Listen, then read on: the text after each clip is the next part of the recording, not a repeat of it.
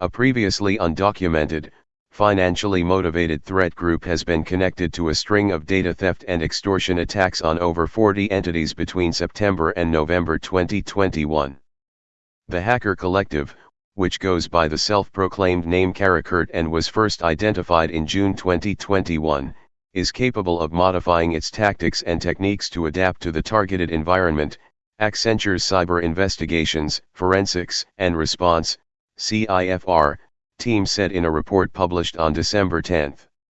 The threat group is financially motivated, opportunistic in nature, and so far, appears to target smaller companies or corporate subsidiaries versus the alternative big game hunting approach, the CIFR team said.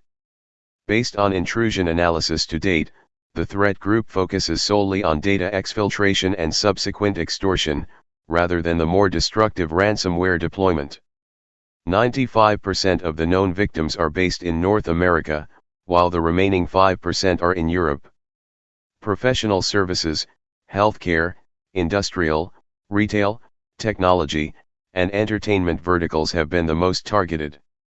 The goal, the researchers noted, is to avoid drawing attention to its malicious activities as much as possible by relying on living off the land, LOT-L, techniques, wherein the attackers abuse legitimate software and functions available in a system such as operating system components or installed software to move laterally and exfiltrate data, as opposed to deploying post-exploitation tools like Cobalt Strike.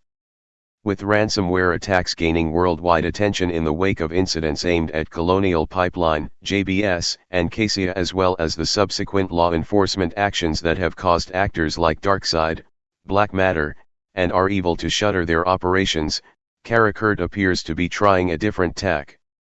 Rather than deploy ransomware after gaining initial access to victims' internet-facing systems via legitimate VPN credentials, the actor focuses almost exclusively on data exfiltration and extortion, a move that's less likely to bring the target's business activities to a standstill and yet enable Karakurt to demand a ransom in return for the stolen information.